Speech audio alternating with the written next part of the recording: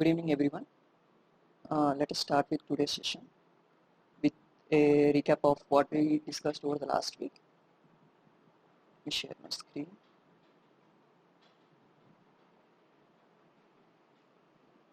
In the last week, we discussed about some of the other classes of evolutionary algorithms, one being the particle swarm optimization and differential evolution. We'll just do a quick recap of both of them. The first one is the particle swarm optimization.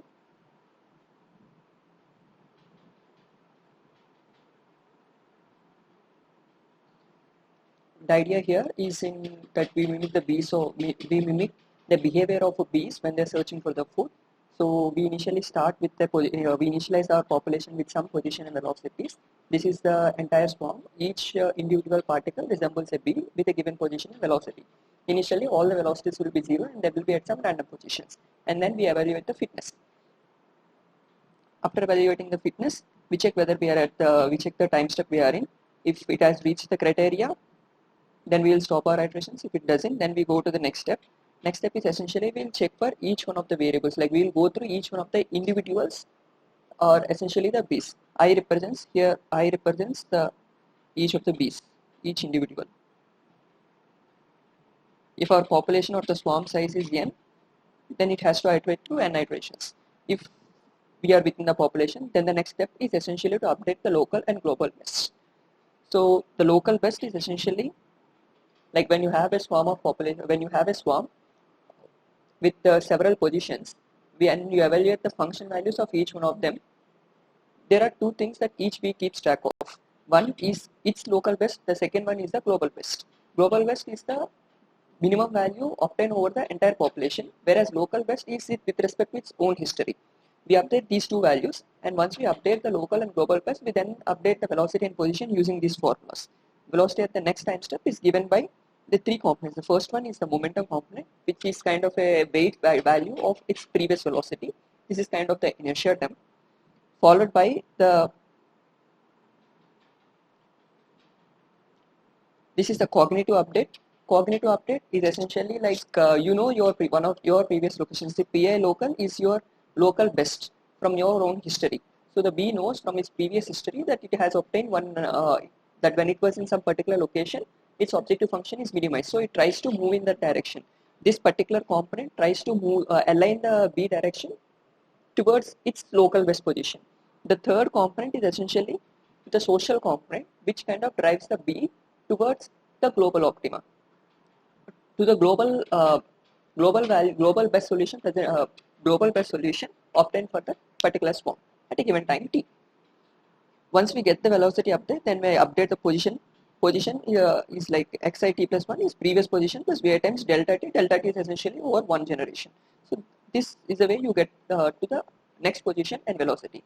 Once the position and velocity are obtained, we again calculate the fitness values. After that, we go to the next individual in the population.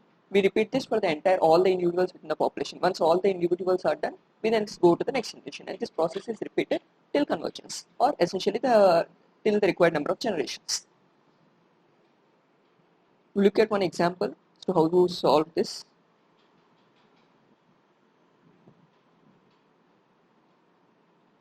We'll take this particular example where we have f of x1 as x1 square plus 2x2 minus 5, subject to the following constraints, like both x1 and x2 variables are within the limits minus 5 to 5.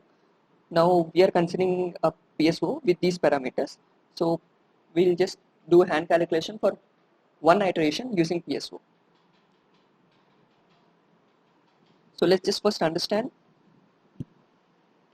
what the objective function is. So as you can see,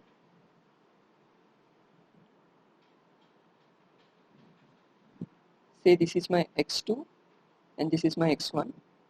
Both x1 and x2 belong to the interval minus 5 to 5.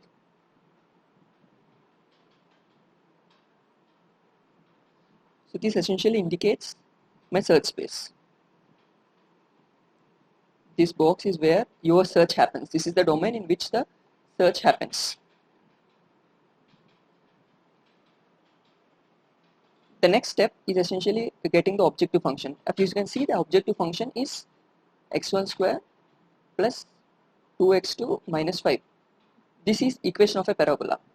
So as you can see, like if you, so it will be some kind of a parabola.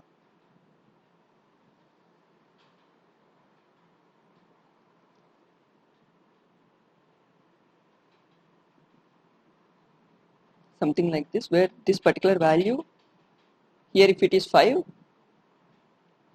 like this value is essentially that keeps on changing. This height is the optimal value.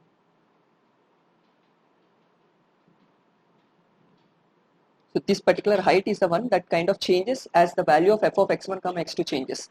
So when you increase, like by varying the x1 x2 over the region, you can kind of change this function value. So this parabola will kind of move in all different ways by varying this function value. Our objective here is to minimize this function value within this particular search space. So it is something like this. So here is the particular value where we will obtain the minimal value. So let us try to identify, try to solve this using particle swarm optimization. So the first step is initializing the population. So our population size is 4 and we need two different variables x1 comma x2 for initializing them. So let's just do this using a normal Excel format where we generate two random numbers. So the first step is in generating random numbers. Our population size is 4.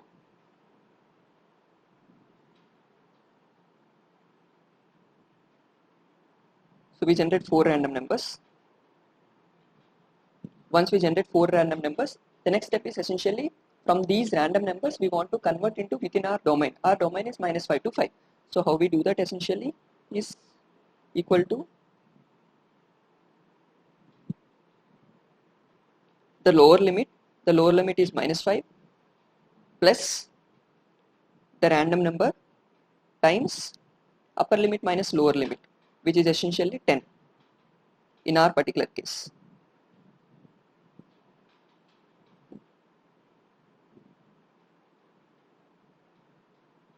So you can see the numbers are like 3.39, 0.9, 4.5 and 0.44.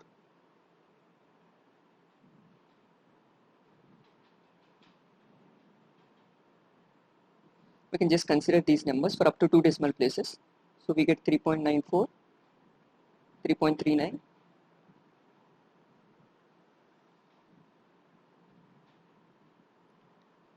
0.90, 4.5, 2 and 0.45. This is x2. Similarly, we need to generate another 4 variables, 4 numbers for the value of x2 of t. So let us generate that.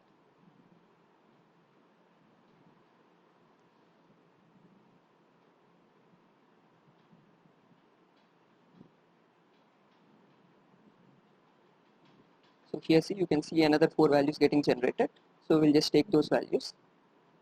The first one is 1.10, second one is 0.09, the next one is 4.04, the last one is 1.95.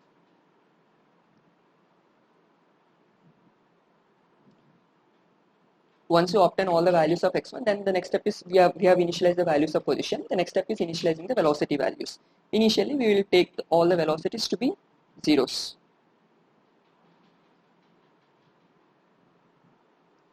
The next step is evaluating the function value. We know the objective function is x1 square plus 2x2 minus 5. Once we do this particular calculation for each of the individuals, we'll get 3.39, 8.69,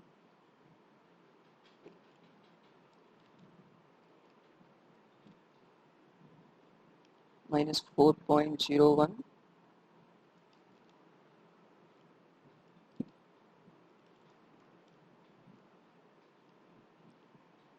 23.51,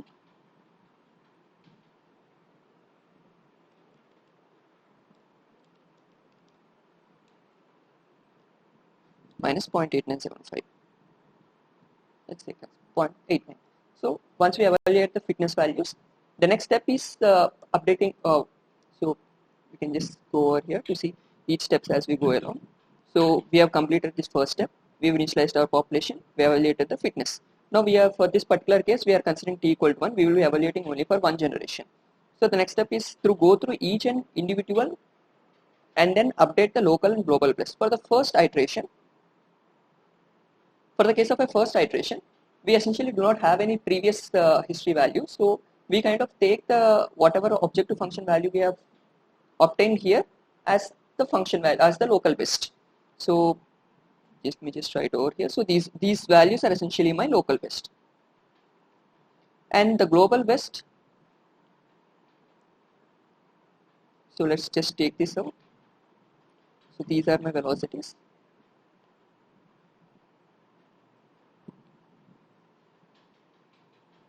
So these are my velocities, and for these velocities, my local best, say for a first variable, pi local best, are the same values of x because we do not have a previous history. It will be 4.5. So we can kind of say initially both are same. So x1 of t and x2 of t will be same as my p locals.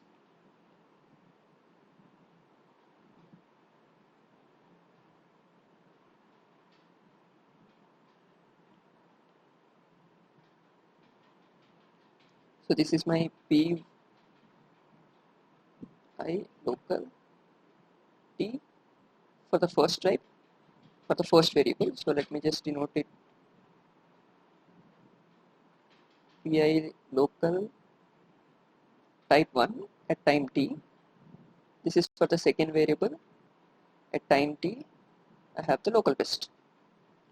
The next step is obtaining the global best. So again I have two variables.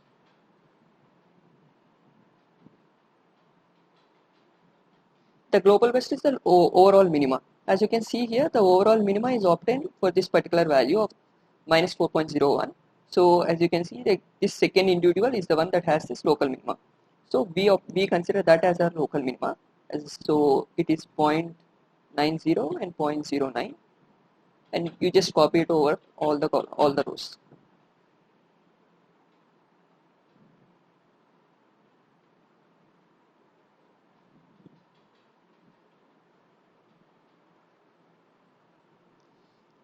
So as you can see that we have completed the next step, that is updating the local and global best. The next step is updating the velocity and position values. How do we do that? We essentially use this particular formula here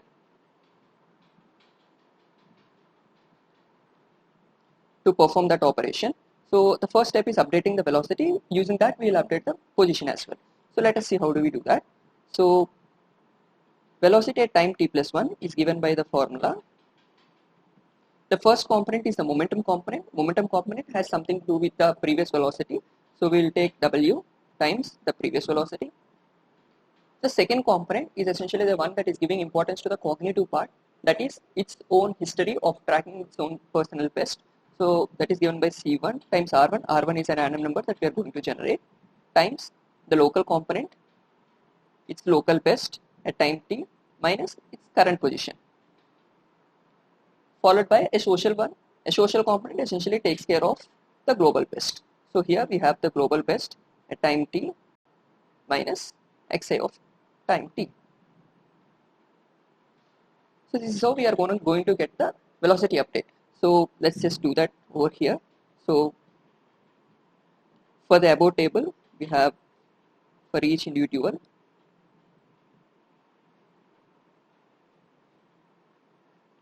VA of t plus 1 is given by. So for our particular case, we are considering W equal to 0.01. C1 is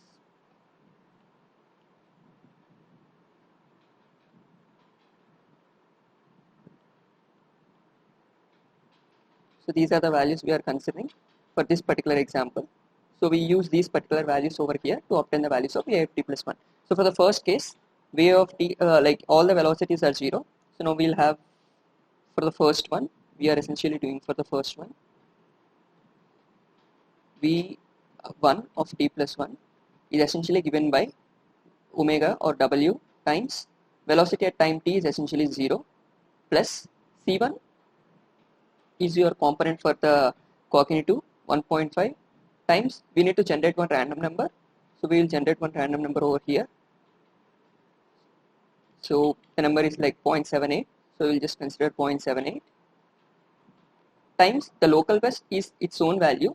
Since here we do not have any previous counterparts, the local best and the current value will be same. So the component from this will be 0 plus C2 is essentially twice times we need to generate another random number.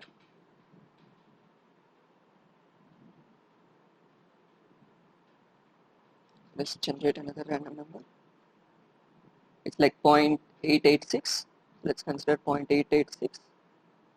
And this should drive towards a global best. As you can see, the global best for this particular variable, first variable, is 0.9. So we'll consider 0.9 minus my current value of x is 3.39.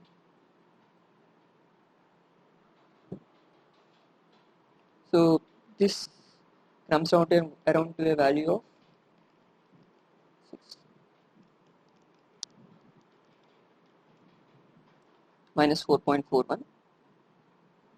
Similarly, the second variable, this is for the first variable x1 of t, and similarly for the second variable when we are going to do, it will be similar, like 0.1 times the second variable initial velocity is 0 plus 1.5 times we need to generate another random number. Let's consider generating another random number, 0.05. Let's just take 0.05 times point, essentially here it will be 0 plus 2 times another random number,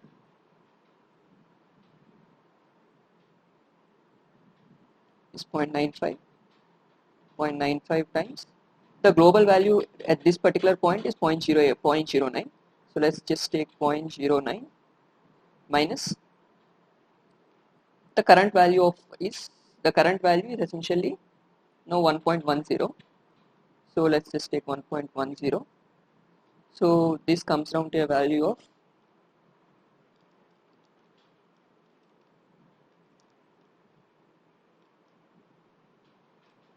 minus 1.91. So as you can see, we obtained the first individual. So this is V1 and this is V2 of t plus 1. So we'll just populate this here. So the first one is minus 4.41, the other one is minus 1.91. Similarly, the same technique it should be applied for each and every individual. Let's do that quickly. So for the second individual, we have say suppose for simplicity, let's just consider the same random numbers. Ideally, you should be generating new random numbers. So here for the second case,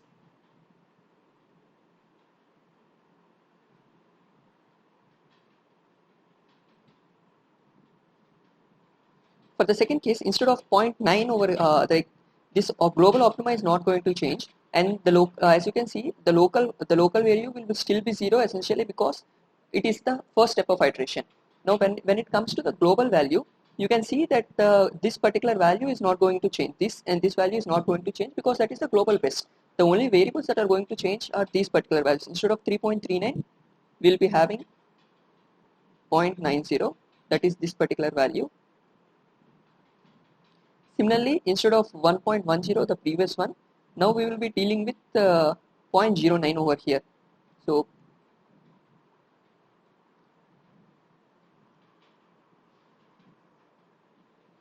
as you can see that the second one is a global best. So this term essentially goes to 0. So the velocity updates should be 0. Now let's go to the third one.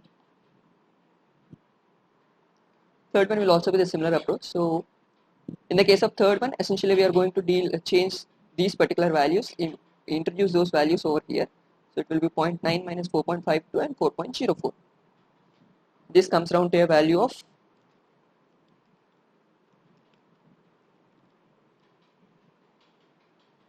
minus 6.41 and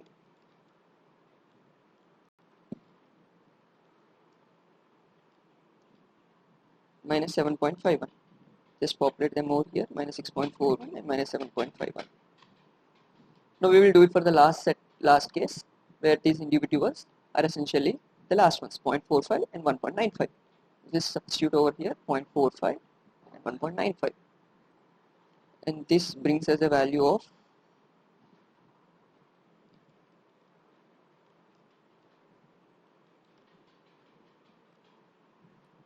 0.80, let's just consider 0.79, that is around 0.79. The last value is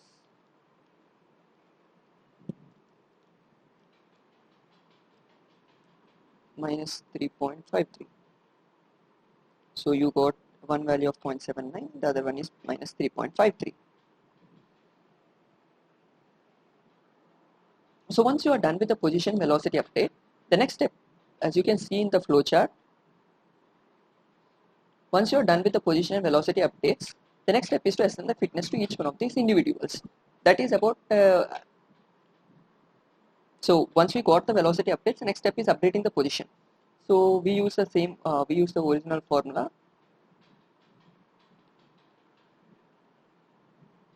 Your position update for the next time step is given by your previous position plus the current velocity, that is v of t plus 1. This is how you are going to update your positions. So let's update that, the first variable, and similarly you have for the second variable. So for the first variable, the previous value is 3.39 plus the velocity update is minus 4.41. That gives us a value of minus 1.02. Similarly for the second one, we get a value of minus 0.81. For this particular case, your updates are essentially 0, so the positions remain the same, 0.9 and 0.09. For the third one, again the previous value is 4.52 minus the current value 6.41. That essentially leaves it with minus 1.89. Similarly 4.04 minus 7.51. That leaves us with minus 3.47. And for the last one, the previous value is 0.45 minus 0.479. That leaves us with minus 0.34 and 1.95 minus 3.53. That leaves us with minus 1.58. So see, the position updates are done. So now the next step is essentially of assigning the fitness values. Fitness values is again evaluating your function at these particular values of new values of x1, x2. This at the time step t1, t plus 1. So we know our function is x1 square plus 2x2 minus 5. So if we evaluate for these values of x1 and x2, for the first case, we get 1.02 square minus 2 times 0.81 minus 5. That leaves us with minus 5.5796. The next step is x1 square is 0.9 square plus 2 times 0.09 minus 5. That leaves us with minus 4.01. And the next case, x1 square is 1.89 square minus 2 times 3.47 minus 5. That leaves us with minus 8.367. And over the last one, we get 0.34 square minus 2 times 1.58 minus 5. That leaves us with minus 8.044. Like once we obtain the fitness value, we again start from the initial position. So like if we have the new velocities over here and these are the new positions, and we again start them by replacing these positions and velocities with those values, and we again iterate till convergence. As you can see in this particular example, the function value initially the minimum was obtained at minus 4.01, and now it has kind of reduced to minus 8.367. And for this particular function, as you can see in the graph over here, it's like these values will keep on decreasing till it reaches this particular value where the limitation is essentially by the bounds of the variables. So this is essentially driven by the constraint. Only because of the constraints, the value is getting optimized. It doesn't depend on this. These are called the active constraints. We will discuss more about constraints in coming up slides. So let's just go to the next example. So after particle swarm optimization, in the last week discussed about differential evaluation.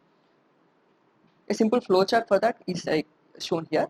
So as you can see, the initial step we start with the initializing the population. This is similar for all the techniques like genetic algorithm, particle swarm all these are evolutionary computation techniques. So these are population based methods. So the first step will be to initialize the population. Once the population is obtained, then we start with something called a mutant vector. This is similar to the crossover operator we've discussed previously.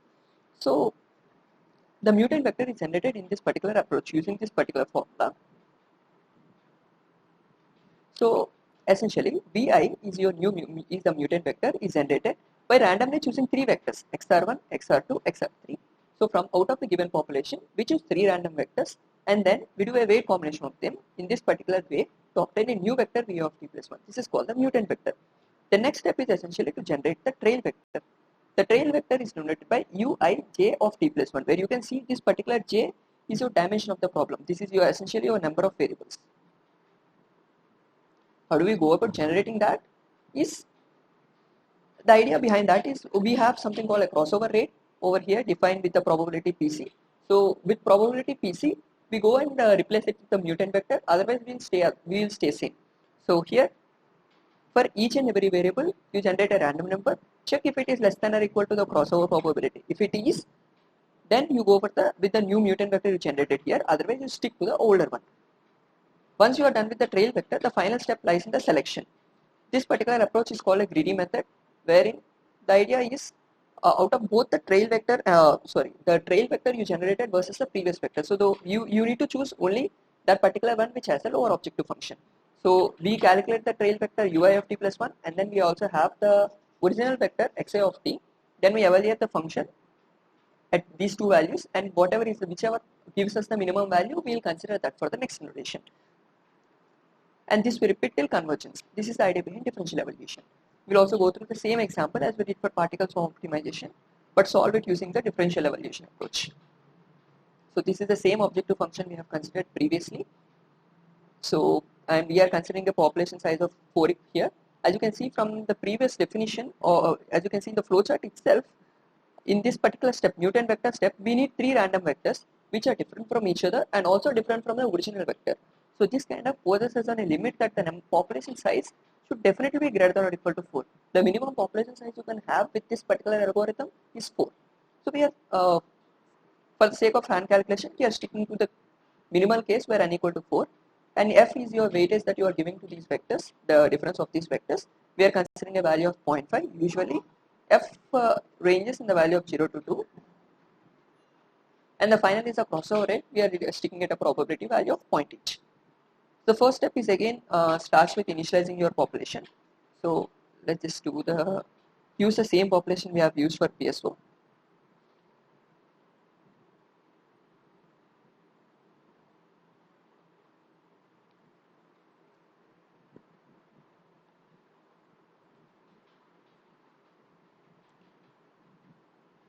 We have once x1 instance. Similarly, we will use the same population for x2.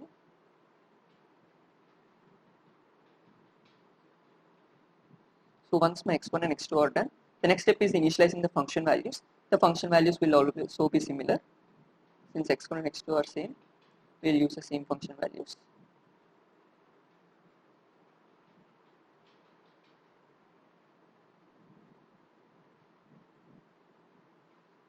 Yeah. Once we obtain x1, x2 and evaluate the fitness function, the next step is essentially generating the mutant vectors. So as we have seen before, mutant vector is generated from the formula va of t plus 1 is essentially equals to. So the first step is taking three random vectors. So we take xr1 times, we take a value f times xr2 minus xr3.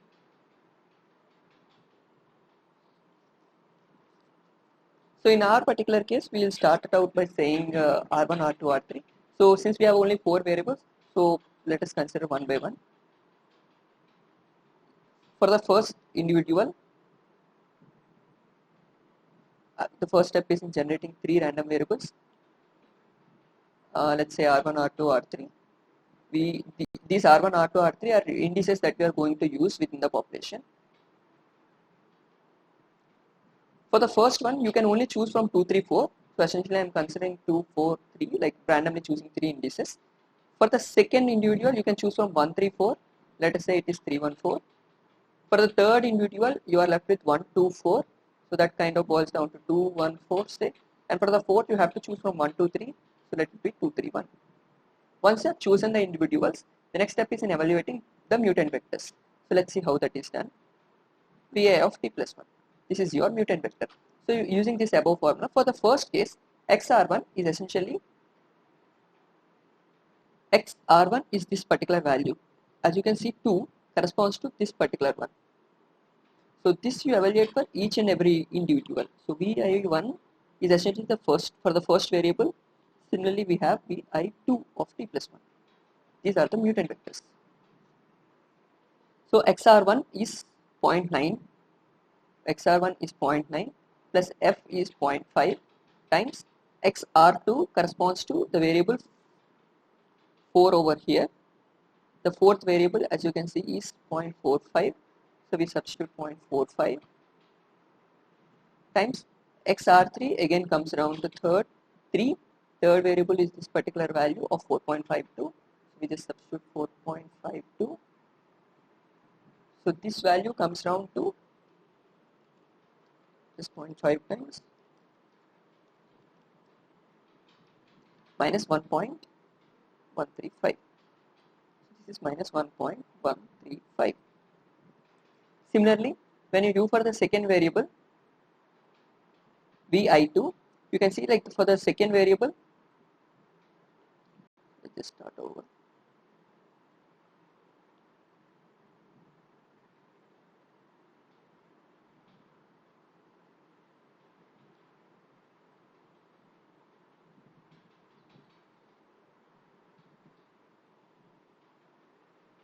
Yeah, for the second variable, let's again start over. So xr1 is essentially your second variable, 2 over here. We start with 2 over here. So the second variable is here. Now we are taking to the 0.09. So you start with 0.09 plus the value of f is 0.5 times xr2 corresponds to fourth index, second one 1.95. 1.95 minus xr3 is essentially 3, that is third index, second variable 4.04. So this gives us a value of 9 plus 0.5 times 0.955.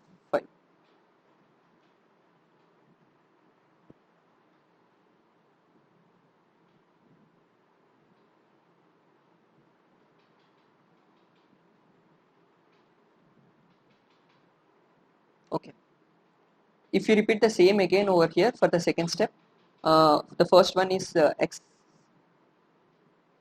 for the second index. Now when we are doing for the second index, the first is the third variable. Third variable, first one is 4.52 plus 0.5 times. The first one is 3.39 minus the fourth one is 0.45. This gives us a value of 5.99.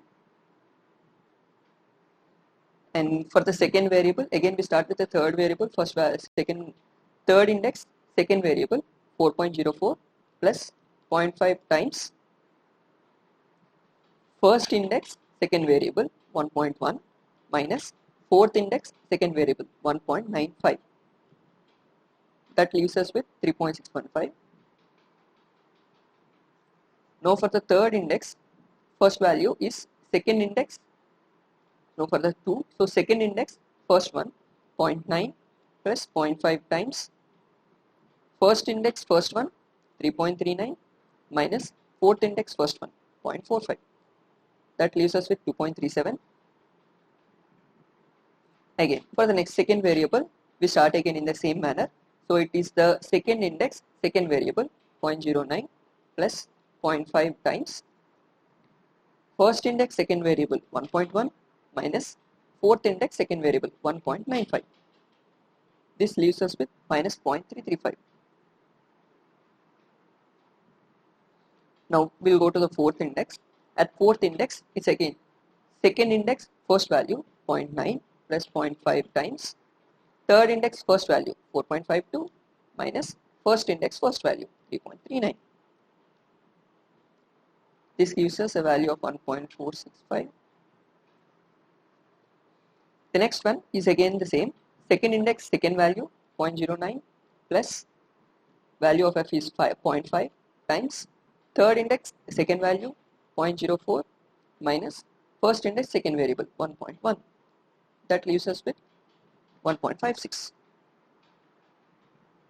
So this is These are your mutant vectors.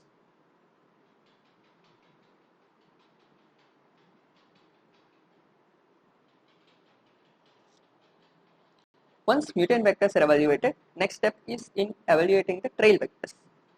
So when we see over the previous expression, this is the expression we are going to use for the trail vectors.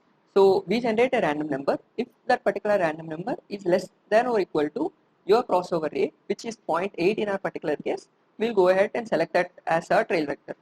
We will select the mutant vector as the trail vector. Otherwise, we will stick to our previous variable. So let's just see how it's being done. So the first step here is in generating random numbers. So we'll again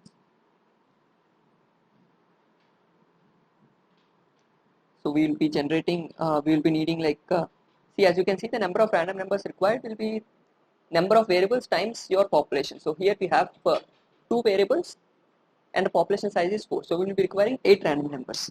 So let me generate 8 random numbers.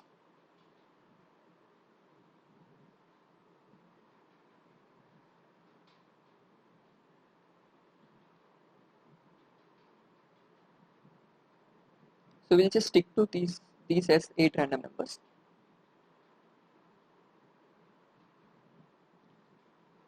Now for the first one, the first number is 0.3. The first number over here is 0.3. So our crossover rate which we have defined previously is 0.8, which means in this particular case that is less than 0.3. So we are going ahead to select that particular value. So we will select this VF. Now the next step is in trail vectors. For trail vectors, let me just list down these indices. So we have 4 as population, 1, 2, 3, 4. Now the trail vectors are denoted by UI1 for the first one of t plus 1, and the next is UI2. This is for the second variable t plus 1. So let us do one by one. So for the first one, for the first variable, the probability 0.3 is less than 0.8. So I'll go ahead and select the mutant vector. So that is minus 1.135. For the second one, 0.96, it is greater than 0.8. Now what I do is essentially go and check with the, as you can see in the previous, there are 2 particular cases. One is generating a random number and checking whether it is less than or equal to crossover rate, or we'll again generate another random number. This is a random index between 0 comma that particular value of I and C. See, in this particular case, your I is essentially for the first individual, I is 1. So the idea behind this particular random number generation is to ensure that at least one of the variable from the mutant vector gets carried to the trail vector.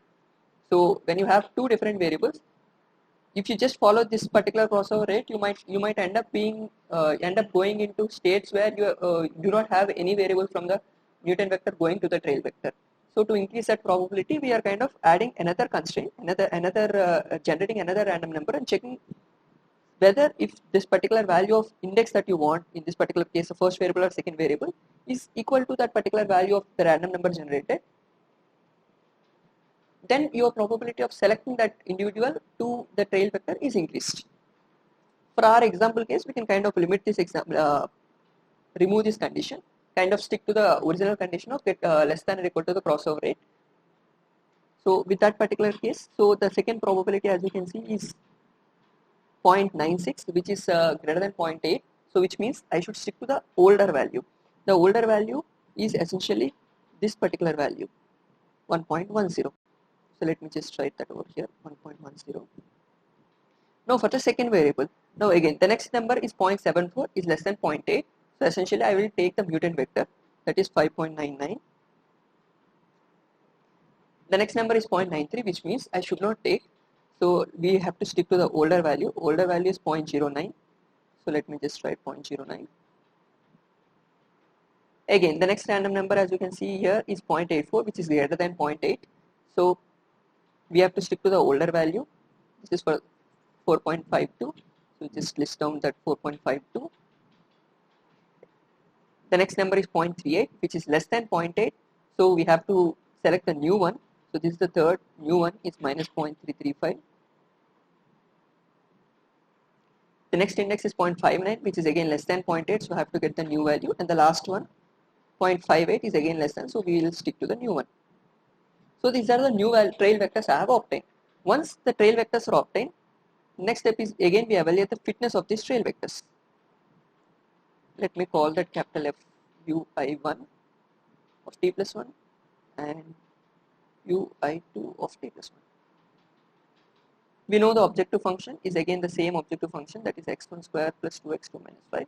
Once we evaluate for each of these individuals, for the first individual it will be 1.135 square plus 2 times 1.1 minus 5. That leaves us with minus 1.512. The next one is 5.99 square plus 2 times 0.09 minus 5. That leaves us with 31.06. Next one is 4.52 square plus 2 times minus 0.335 minus 5. That is 14.76. And the last one is 1.465 square plus 2 times 1.56 minus 5. That is 0.266. Answer 0.26. The last step after generating the trail vectors is selection. The selection of these particular values is a greedy selection, which we have discussed previously. So this essentially involves comparing the values obtained here. So we'll just take these values. These are the values I have obtained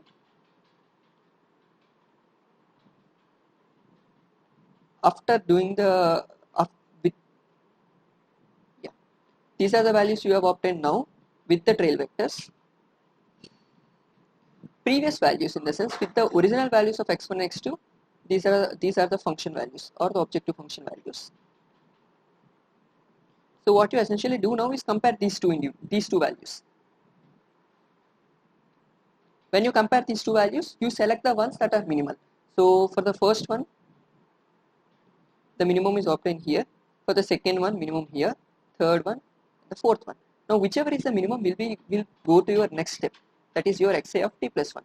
So as you can see, this is the minimal case. So you need to be selecting the values over here for the next generation.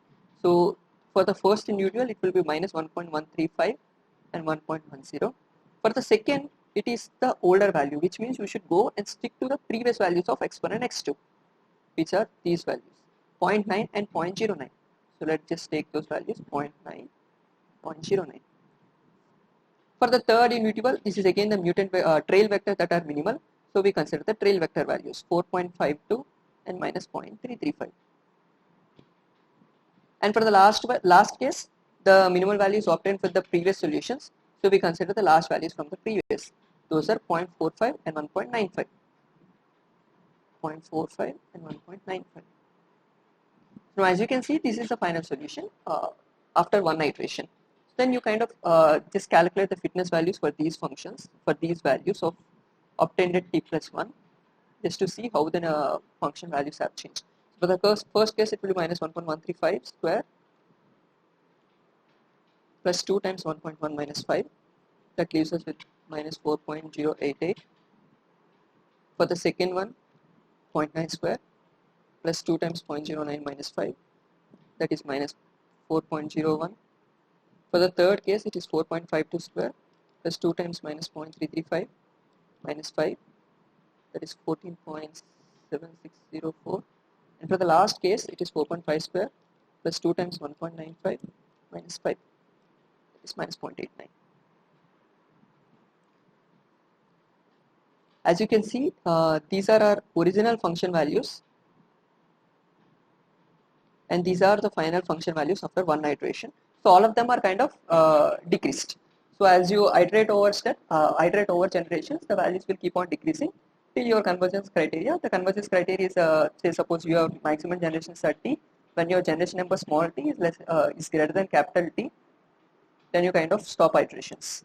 That is one convergence criteria. There are other possible criteria which essentially kind of say that the change in values of this objective function as we go from one iteration to the next iteration is less than or within some tolerance. That is when you kind of stop these particular values, stop these particular iterations. So with this, we'll stop for the the two classes of evolutionary techniques. So we started with the real encoded GA, and then we discussed about binary encoded GA. Sorry, we started with binary encoded GA, and then we discussed real encoded GA. Followed by that, we understood the various kinds of operators, and then we started with other evolutionary techniques like particle swarm optimization. We have seen one hand calculation of how to do for one particular iteration, and then we have seen how to perform for it using another algorithm called differential evolution. Out of all these methods, the differential evolution technique uses the minimum number of parameters. It essentially requires only 2 parameters in times, like essentially the population size is kind of common for all the algorithms.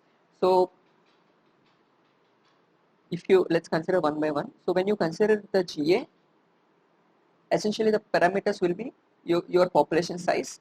Then you have to decide upon the crossover rate PC, the mutation rate PM, which again are kind of governed by your underlying distributions. So like previously we discussed about the eta C and eta M that we have kind of give as parameters that you can change by which you can decide how farther you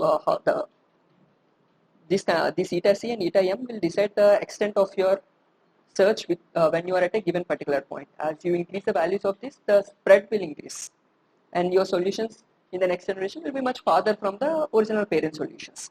These are the various parameters we kind of have when we are dealing with GA, but when you come specifically for binary encoded GAs, then you have to decide upon other values, like decide upon other parameters like whether you want to do single point crossover or multi-point crossover. And then you have various kinds of mutation operators that you need to decide upon which mutation operators to consider. These are various parameters that are pertaining to genetic algorithms. And the next, when we come to particle swarm optimization, we essentially have here only 3 parameters in terms of W is the momentum component, C1 is the cognitive component, and C2 is your social component.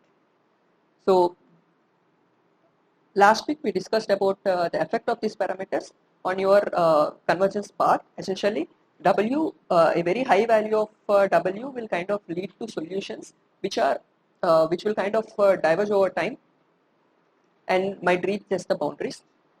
A very high value of C1 is essentially kind of giving more importance to its own history. These kind of technique will be useful for multimodal functions, where if any one of the B or the particle identifies some best solution, it will kind of have a better search in that particular direction. And if you have a unimodal function, your objective is to kind of reach the global optima, and you know that function has a global optima. So if any one of the B finds a global optima, all the B should follow towards particular direction. So we will have a higher weightage to the social impact compared to the cognitive one. So a very high value of C2 is preferential for unimodal functions. So these are essentially the 3 parameters that are required for your particle swarm optimization. Now when we come to differential evolution, our parameters are essentially your crossover rate PC. That's the only parameter that we are going to be declared. That's one of the parameters. And the second parameter is your value of f that ranges between 0, 2. This will decide the weightage that you have to give to the difference of vectors when you are adding to the original vector. So these are the only parameters that are present in the differential evolution. So out of all the algorithms we have discussed till now, DA presents the minimum set of operators, but PSO is very easy to implement. It doesn't have any probabilities associated with it. All it has is consider some values of initial position and velocity, and you keep on updating them based on your based on the swarms, the global best, as well as each individual's local best, without any probabilities. As such, in genetic algorithm, you have something called a crossover and mutation probabilities, where the operations are performed stochastically. Even though the PSO has only randomly generated individuals, it doesn't have inherently any stochasticity in the inherently the values which kind of tell you that you need to perform certain operation with a certain probability. That is kind of avoided in PSO, so it is easy to implement. Differential evolution has only one operator as such, essentially the crossover rate, which kind of tells you when to perform that operation. All the problems we have discussed till now belong to a certain class of problems called the unconstrained optimization.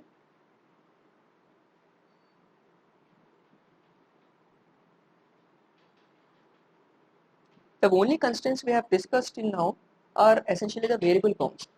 So let us just go over to how do we deal with other types of constraints. So let's see what other types of constraints are there.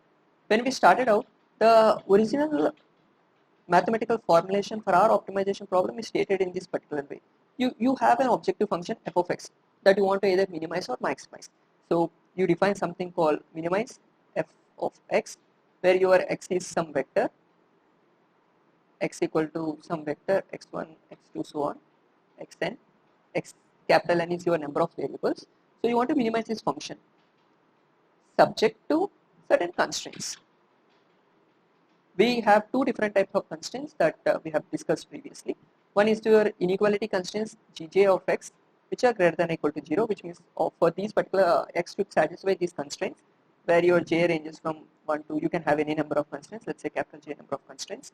And then you have something called equality constraints that are even stricter form of constraints that you need to obey, that is essentially equal to 0, where your k ranges from 1 to capital K. And then you have something called the variable bounds. So you have xi lower bound less than or equal to x less than or equal to upper bound. So this I ranges from across all your dimension of the problem 1 to capital N. So till now we have discussed cases where these two particular scenarios are excluded. Only this particular scenario is included. So we essentially have only the variable bounds. So what happens when you have constraints?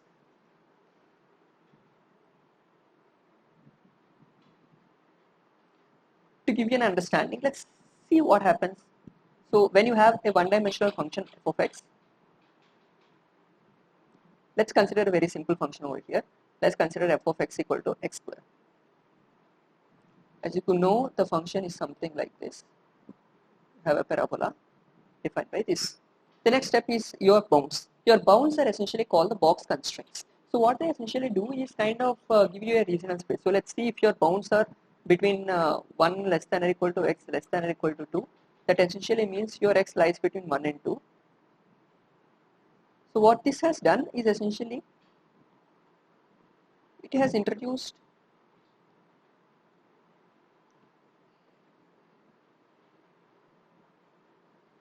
now, as you can see, like your function, you only have to deal with this particular value of f of x. Like this is your particular function that lies in this domain.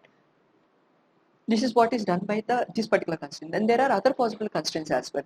As such, the inequality constraints can give rise to. Say, suppose it can happen like you have another type of a constraint. Say, your x should be okay. For the one-dimensional case, it always reduces to the form where you have something like x less than or equal to 2 or 3. But for the sake, let's consider the inequality. We can consider the bounds as inequality constraint. So you can see here x less than or equal to 2 is essentially saying x 2 minus x is greater than or equal to 2. Like this is what it has done. So what you have to understand over here is by introducing these constraints, what is happening is you are having something called a feasible space. So this exactly is your feasible space. In the sense, like instead of looking over the entire possible solutions, you are kind of confined to search for solutions in a restricted location. So in this particular case, when you are between x equal to 1 to 2, your minimum occurs somewhere over here where x equal to 1. So originally the global optima is somewhere over here. X equal to 0 gives you global optima, but now just because of introducing constraints, your optima has been changed to a new value. So these are the type of constraints called the active or binding constraints. There could be other constraints. Say for suppose we might have a case where -1 is less than or equal to x less than or equal to 2. In that particular scenario, we do not have the line over here. Instead, we'll be having the constraint somewhere here. In that particular case, your global optima is not going to get affected by the constraints. So such type of constraints are called non-binding constraints. We will see in detail about how exactly these constraints will be going to affect our optimization problem. But before going to that, we need to understand fundamentally what are the conditions for optimality. Say you have a function f of x, general function f of x, some function f of x. How will I go about finding the optima? We know from calculus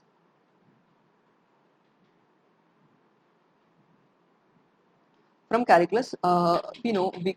do know about the Taylor series expansion, where we kind of expand x plus delta x. If we are saying expanding around f of x, that kind of gives rise to f of x plus delta x times f dash x plus delta x square by 2 times f double dash x plus so on. We kind of ignore the higher order terms. In this particular case, like if your objective is to find a minimal value, so you are saying your x is your minima. If this particular x is my minima, that essentially means all the values surrounding that particular value of x should have a function value greater than that value that is obtained at the value of x. Mathematically, it's like f of x plus delta x should be greater than f of x. Only then we will be calling x as the local minima. So this particular thing happens only if x is a local minima.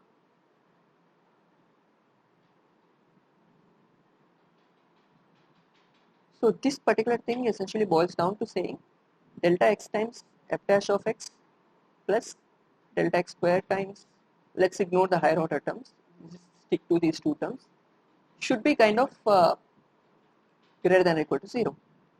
As you can see, like delta x can be either positive or negative. You cannot ahead say whether you are moving in the positive x or the when you are near the, so if you consider this particular function, you are saying this particular value as say x star is your minima. Your delta x can be in either direction. You can have x plus delta x or x minus, you can go towards the other direction. In either of these directions should give you a function value higher than the one that is obtained at x star. So for this condition to be satisfied, for any value of delta x, like either positive or negative value of x delta x, we can consider a necessary condition saying if f dash x equal to 0, if f dash x equal to 0, then only the second term will determine whether this particular value is greater than or equal to 0, and this particular value will always be 0. So now if f dash x is equal to 0 and f double dash x is greater than 0, then the above term will always be positive.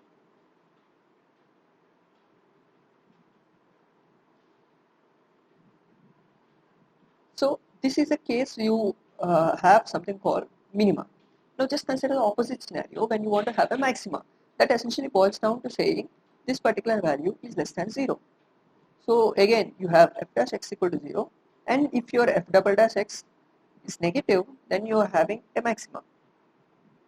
So both these are optimal. Either maxima or minima, obtaining them is an optimal. So what if you have f double dash x equal to 0, such a point is called saddle point or inflection point, that is when your curve changes the sign.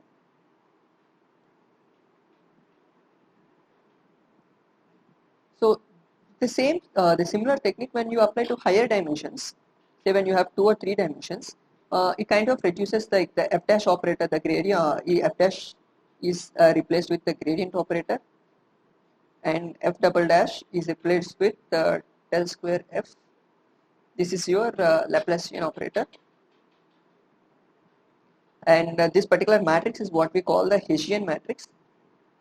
Now all the conditions stated above will be kind of formulated in a different way. So the f double dash x is now becoming del square f. So for minima,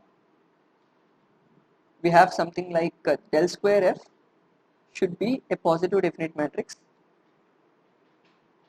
How do you know if it is a positive definite matrix? A positive definite matrix is one which has all its eigenvalues as positive values. Now similarly, a maxima occurs if del square f is a negative definite matrix. You can have cases where it is neither positive nor, like you can have a mix of these. In all those cases are cases where you cannot say ahead whether it is a minimum or a maximum. But all of this should happen along with another condition which says del f is 0. The points where this particular condition satisfies are called the stationary points.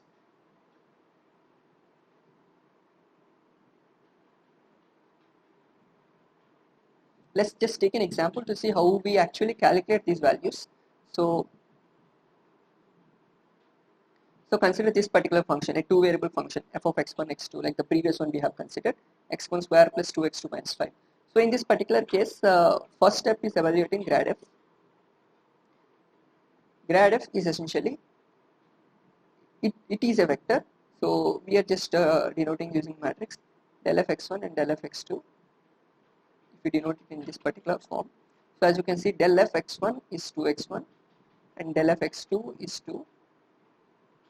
So our idea is essentially to make this particular value 0. Now as you can see here, this can be made to 0, this can never be made to 0. So this particular function has no stationary points.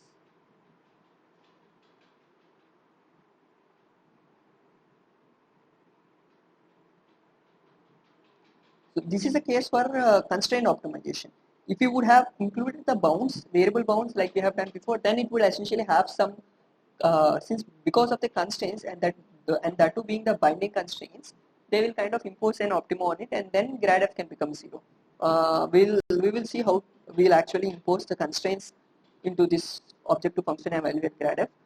For the sake of completeness, let's just take the function where you have square plus 2x2 square. Instead of 2x2, let's consider 2x2 square. In that particular scenario, instead of 2x1, we'll be having 4x2. This particular function I want to make 0, then essentially I want this to be 0. This particular thing happens if your x1 equal to 0 and x2 equal to 0. Now let's see how to evaluate the Hessian matrix. Your Hessian matrix is del square f. So once you have the grad f, so that essentially comes down to del square f by del x1 square, del square f by del. So the second one is essentially your first derivative with respect to the second, it's grad of grad f, x1 x2 del square f by del x1 del x2 del x1 del square f by del x2 square. This is how you evaluate your Hessian matrix. So as you can see in this particular example, del square f by del x1 square is 2. Del by del x2, you can write this in a simpler way. Del x2 of del f del x1 is essentially is 0. This value is 0, and the last option is 4. So when you see this particular matrix, if you calculate the eigenvalue, if you try to calculate the eigenvalues of this particular matrix, how do we go about calculating the eigenvalues? So if you have a matrix A, the eigenvalues are by equating the det of A minus lambda equal to 0, where lambda will be your eigenvalues.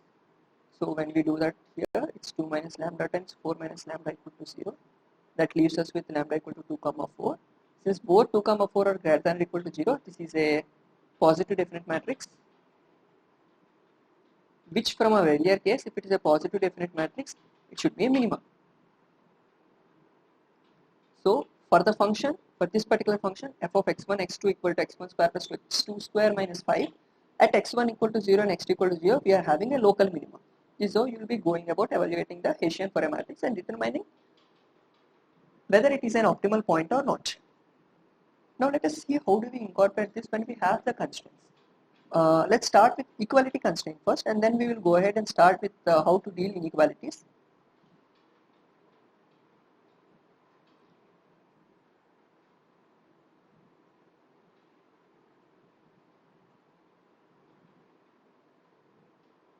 So let's consider this problem. You want to minimize the function f of x1 x2 as x1 square minus 2x2 subject to the constraint x1 plus x2 equal to 1. So you can see here essentially you are having a minimization. You are having two variables, and out of them one is essentially not an equation. So the idea behind this is we define one function, say L, as a Lagrange function, which is essentially f of x1 comma x2 plus say some let's denote some variable lambda times we define the equality constraint over here x1 x plus x2 minus 1. This L, as you can see here, is now a function of x1, x2 and lambda. So now what we have done here, and we try to, after doing this, what we try to do is minimize L of x1, x2, lambda. So as you can see here, what we have essentially done is, originally we have some problem, a problem with an objective function and one constraint. We have essentially converted it into an unconstrained problem. But in the unconstrained version, it has more number of variables. So originally it's a 2 variable plus one constraint problem. Now after introducing this particular constant, it is kind of converted into 3 variable unconstrained problem. From our previous knowledge, we know how to approach unconstrained optimization problems. So we will use the same technique. So from the previous example, we know if you want to minimize lambda, the first step is essentially to find the stationary points. So how do we go about that? So we will say dou L by dou x1 should be 0. Similarly, dou L by dou x2 should be 0. And finally, dou L by dou lambda with respect to the eigenvector should be 0. So the first one evaluates to saying, okay, let me just write the function here to get a clear picture. So that is x1 square minus 2x2 plus lambda times. Okay. So the first one is 2x1 plus lambda equal to 0. The second one will give us minus 2 plus lambda equal to 0. The third one will give us x1 plus x2 minus 1 equal to 0. Now you can see with these three equations, del x1 equal to 0, del x2 equal to 0, and del lambda equal to 0, we are essentially obtaining three equations, and we essentially have three unknowns, x1, x2, and lambda. So we can solve this problem and identify all the values in the sense x1, x2, and lambda. So from this equation, we obtain lambda equal to 2. If you substitute over here, you get x1 equal to minus 1. So from this, you get x2 equal to 1 minus x1, that is 2. So now you have obtained a value of x1, x2, and lambda for which the L will be minimum. So now you have a value of x1, x2 as minus 1 comma 2. So at this particular point, you are going to have an optima in the sense it can be either a minima or a maxima, or you need to find whether it is an inflection point. How do you go about checking that one? That essentially comes through your next step, that is your Hessian matrix. So let's just see what the Hessian matrix is for this particular value.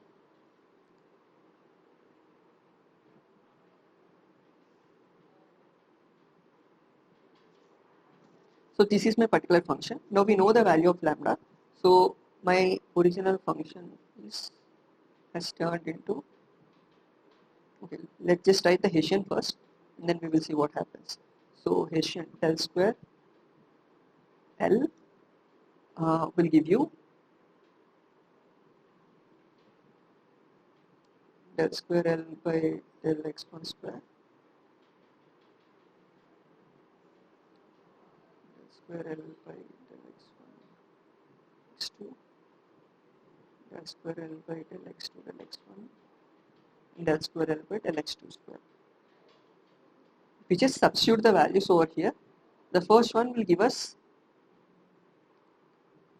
2x1 plus lambda, oh sorry, it should be del square L by del x1. So the first one will give you a value of 2, the next one is 0, del square L by del x2 del x1 is 0, is 0. So if you happen to see this particular value, here your values are essentially going to 0. If you calculate the eigenvalues for this particular matrix, say it's A minus mu I equal to 0, then you essentially have 2 minus mu times 0 minus mu equal to 0. So your mu equal to either 0 or 2, which are essentially greater than equal to 2. So this is a positive difference matrix, which means the value which you have obtained, like for this particular value of minus 1 comma 2, is going to be a local minima.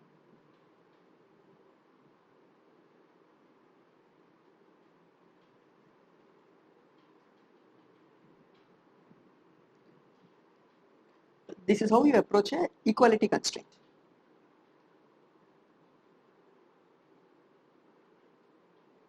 Now, how do we go about solving inequality constraints? These are a bit more trickier than the equality constraints in the sense like here what we have essentially done is, see if you can see this function over here, let me just write it separately. So if you just consider the Lagrange function has something related to f of x is your original objective function plus this lambda is called the Lagrange multiplier.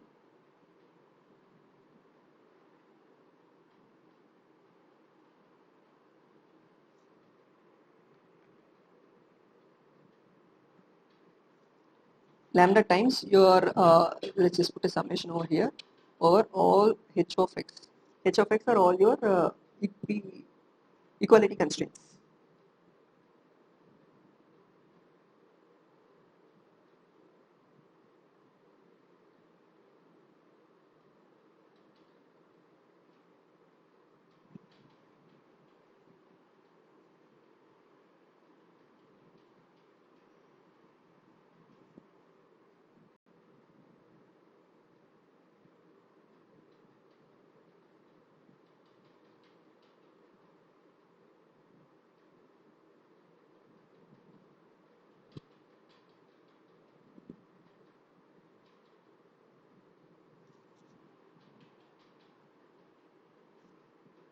Now when you happen to see this, what are we essentially trying to do? As we have pointed out before, after doing this we essentially solve del L by del x for each of them to be 0, and then del L by del lambda equal to 0. So this particular thing will give us n equations, and this particular thing will give us, depending on your number of constraints, say here k equations. So originally, so now we have n plus k equations and your n plus k unknowns. So you are kind of solving this problem of equations and unknowns. Then you obtain all the values of lambda. So the idea is, when you essentially have your solution which is feasible in the sense that it's kind of satisfying all the constraints, then the problem will be identical to the original problem we have posed. So if you see over here, when all your solutions satisfy the equality constraints, then this particular value will go to 0, then your L will be equal to f of x. So L is equivalent to f of x. For that particular, so we are kind of originally minimizing the functions, and then this particular thing is happening when your h of x is equal to 0. So these are your equality constraints. So the original problem which we posed in the first place, that is minimize f of x subject to some constraints like hk of x, is essentially identical to minimizing the value of L. So this is the idea for equality constraints. Now when you are having inequality constraints, you cannot pose them in the same way as we did here. So say, let me just write it out for better clarity. So for inequality constraints, so if I just pose it in the same way as I have done for equality constraints, so my essentially I'm just denoting by x as my decision variables, and then let me say lambda or my Lagrange multipliers for equality constraints, and then similarly I have mu for inequality. So these are for equality constraints, and these are for inequality constraints.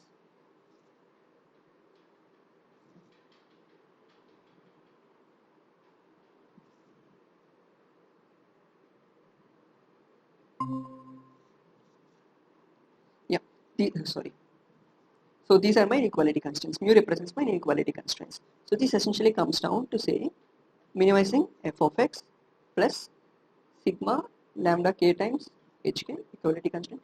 Say if suppose I treat the inequality constraints also similar to equality constraints, then that would eventually mean it's like mu j times gj, like we have defined previously. So what would happen in this particular case is, if you try to minimize this particular value of L, which kind of results in minimizing f of x, minimizing hk, and minimizing gj. So eventually what will happen, all hk's and gj's tend to go to 0. But for our particular scenario, what we essentially want is gj should be greater than or equal to 0. They can be greater than 0. So there can be values where gj is positive and still that is feasible to me, and that should not violate the original principle. So what this idea behind this is kind of mathematically told using the KKT conditions, which we will be discussing now. So these are the KKT conditions. So as you can see here, let's build on the previous idea. So if this is my f of x, these are my equality and these are my inequality constraints. So what I essentially want from my original objective is that I want to minimize del L. So I want to use the same strategy like I have used before for equality constraints. So essentially I will try dou L by dou x equal to 0, del L by del lambda equal to 0, and del L by del mu equal to 0. With this I will be getting n plus k plus j equations, and similarly the same number of unknowns. So I will be able to solve for all of them and obtain the optimal values of all the x and corresponding Lagrange multipliers. The only problem with this approach is if I use this directly, what will happen? when I try to minimize this, all the equality constraints will be satisfied, and inequality constraints will kind of give you much higher values. So what I'm going to do is to limit them at a certain value. So this mu j cannot be all possible values. There are only certain values for which it makes sense to be. So let's to put it formally, the value of mu j times gj, like the one previously we told for equality constraints, this particular value should be 0. Only then minimizing L will be equivalent to saying minimizing f of x. So this thing should be 0, and that will anyway be satisfied when we solve the equations. But for the inequality constraints, that is not going to happen directly. So we are imposing that constraint additionally.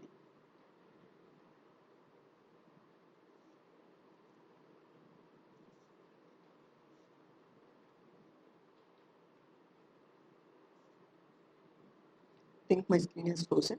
Just give me a second.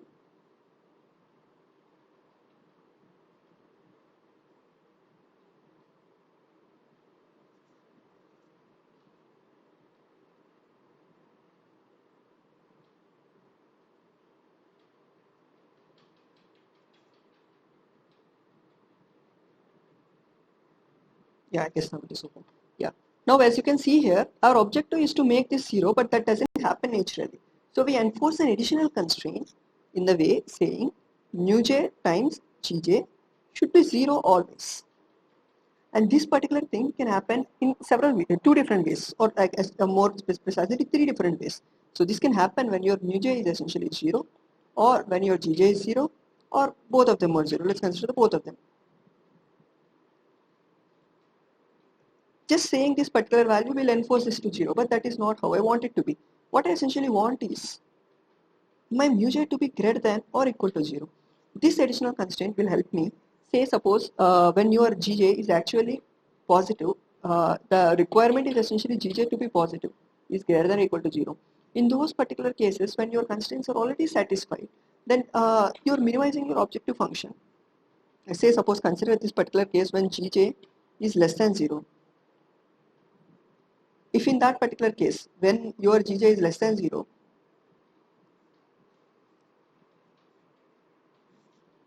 when your inequality constraint is not getting satisfied, then what you essentially want is, if your mu j is positive in such scenarios, let me write it for better clarity at the bottom. Yeah, what we are trying to say is, say your gj is actually less than 0. In this particular scenario, when if you have mu j as positive, then this particular kind of function will drive L of x, will drive the value, say when you try to change these values, it will try to increase the value of L. It will, when you try to minimize the value of L, that will eventually happen, like your gj is a negative and it try to make gj even more negative. I hope you got that particular explanation. So, so when you start, so this is the reason when you are going to infeasible regions. So if you are going to these infeasible regions, you are essentially by trying to minimize L of x, you are trying to move towards even more regions which are even negative. So that is kind of prohibited. So when I am defining my conditions, I define it the other way around. So say suppose I change my constraint in a different way. So if I say, if my original constraints are stated in such a way that gj is less than or equal to 0, this is my feasible domain. And if they are greater than 0, then they are infeasible. Then as you can see, if my gj is, if in this particular case, if gj is greater than 0, then this is infeasible. Now when I'm enforcing this particular condition where mu j is greater than or equal to 0, then that essentially means mu j times gj will be positive. This will be some finite value which I'm not encouraging. Like what my aim is, if this particular value will keep on increasing, then when I try to minimize the value of L, it tries to minimize gj in such a way that it goes it keeps on decreasing till the value where gj is less than or equal to 0, and then it comes to the feasible domain. This is the idea behind this Kuntukur conditions. So we will pose these conditions formally. Let me just give you them in a formal way.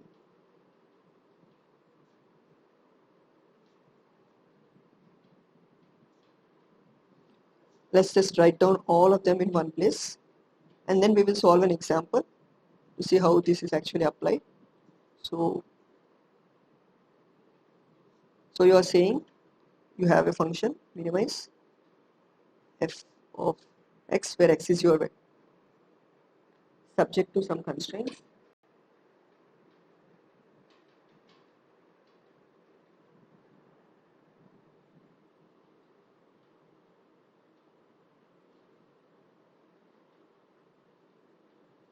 Subject to the constraint, say gj of x is less than or equal to 0, hk of x is equal to 0, then what we are essentially trying, we will define a new function, and we also have for now we'll just remove the cases of variable bounds.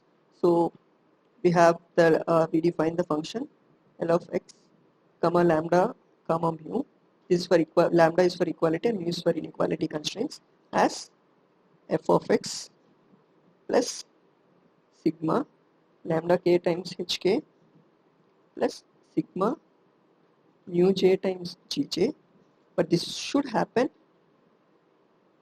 along with two other conditions. This along with mu j times gj should always be 0, and at the same time mu j should always be greater than or equal to 0. And once you do this, the next step is essentially you try del L by del x equal to 0, del L by del lambda equal to 0, and del L by del mu equal to 0.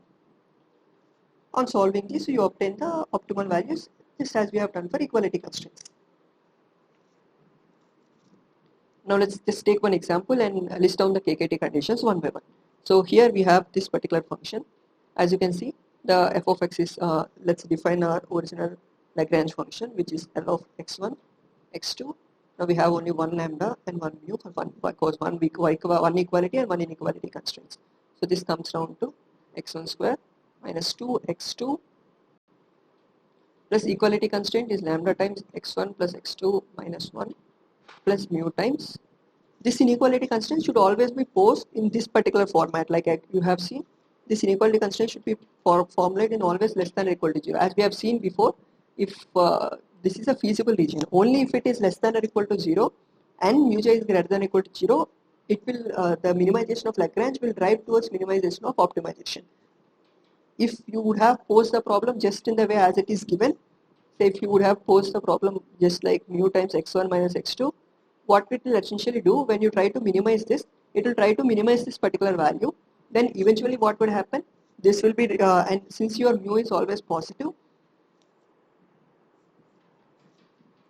since this mu is greater than or equal to 0, and you are essentially when you are trying to minimize this function value, it will try to reduce this value, and it will so happen that x1 minus x2 will be less than 0, and in this particular scenario it will reinforce this particular value, and this will be even reduced.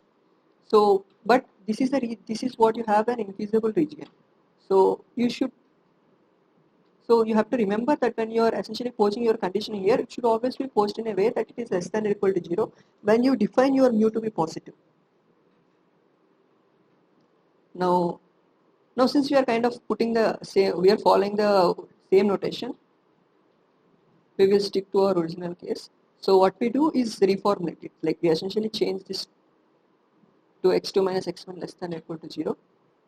So we post that here, and we are essentially saying your mu times x2 minus x1 will always be 0, and your mu is always greater than or equal to 0. Now let's just solve this particular case. So when you have del L by del x1 will give you 2x1 plus lambda minus mu equal to 0. The next one, del L by del x2 will give you minus 2 plus lambda plus mu equal to 0. And then we have del L by del lambda, that is our original equality constraint, minus 1 equal to 0. And then we have del L by del mu, that leaves us with x2 minus x1 equal to 0. Now you can see from this will give us x1 equal to mu minus lambda by 2. This gives us lambda plus mu equal to 2. Now this particular equation leaves us with x1 equal to x2, and this particular equation gives us x1 equal to half. So substituting it here, we get x1 equal to half equal to mu minus lambda. This implies mu minus lambda equal to 1 and mu plus lambda equal to 2. You see, when we solve this, we get mu equal to 3 by 2 and lambda equal to half. So now we have obtained all the values. X1 equal to half, and that is equal to x2. Lambda is half and mu is 3 by 2. Now let us check each of these conditions. Now just to see, your mu is greater than or equal to 0, so we are kind of satisfied this particular value. And now the next condition is, when you have mu greater than or equal to 0, you also have to satisfy this particular criteria. Mu times x2 minus x1 should be 0, but that is this particular case where we have kind of made it 0 and it is getting satisfied. So this condition is also satisfied. And your lambda value, so once all these conditions are satisfied, this means this particular point, half comma half, with these particular values of lambda and mu is satisfying the KKT conditions. Now let us consider a point which do not satisfy these conditions. Say suppose you have, say we'll consider the particular case when your x2 equals to say 3 by 2 and x1 equal to half. If say suppose on solving the particular set of equations, you got some values, like you want to check the KKT conditions at this particular points. What you essentially do is this. So you have all the del L values here. We'll just remove all of this.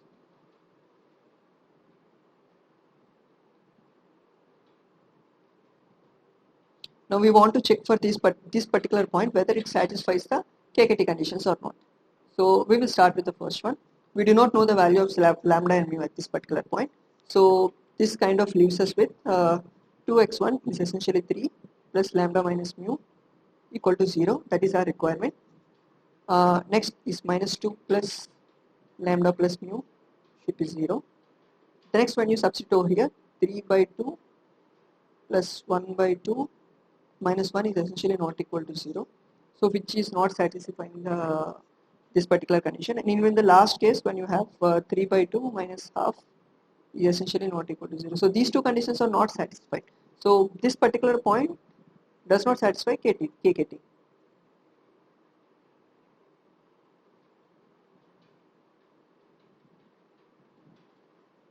You can generate for any point, you can do the similar, you can apply the same procedure where you calculate del L by del x1, del L by del all these values, and you essentially want to equate them all to 0.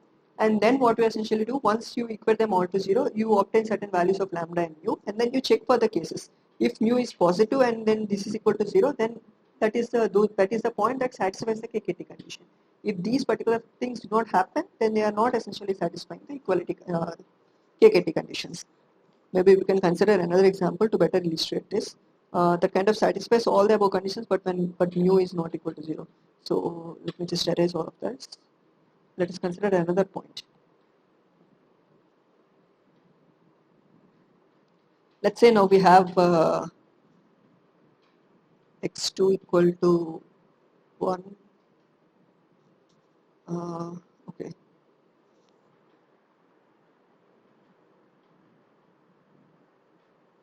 Okay.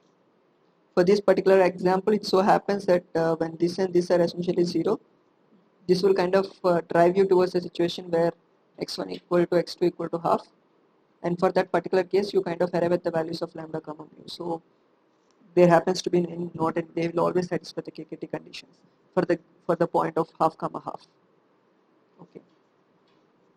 So this is how you deal with inequality constraints. Now once we have now we have seen how to deal with constraints. But the limitation with this approach, as you have seen from whatever we have considered till now, is all of this we have started with this particular expansion. All these techniques started with this particular example, except Taylor expansion.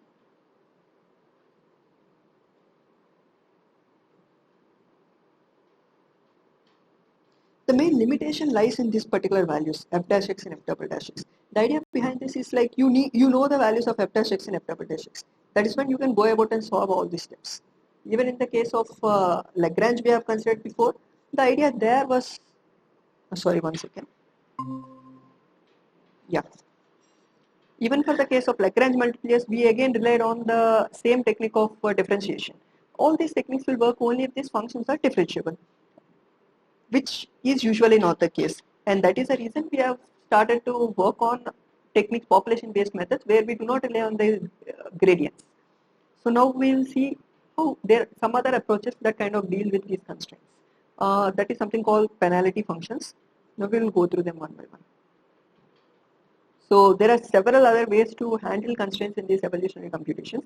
One of them is this penalty function that we are going to see. There are others called the special representations and operators. We will go through them as well. The next methods like separation of constraints and objectives. We will discuss these, and hybrid methods essentially involve a combination of one or two of the above methods. Basically, your penalty functions can be classified into two kinds, as interior or exterior. This classification is essentially done based on how you choose the points. How you penalize your points. So the idea behind any of the penalty operators is, say you have your search space.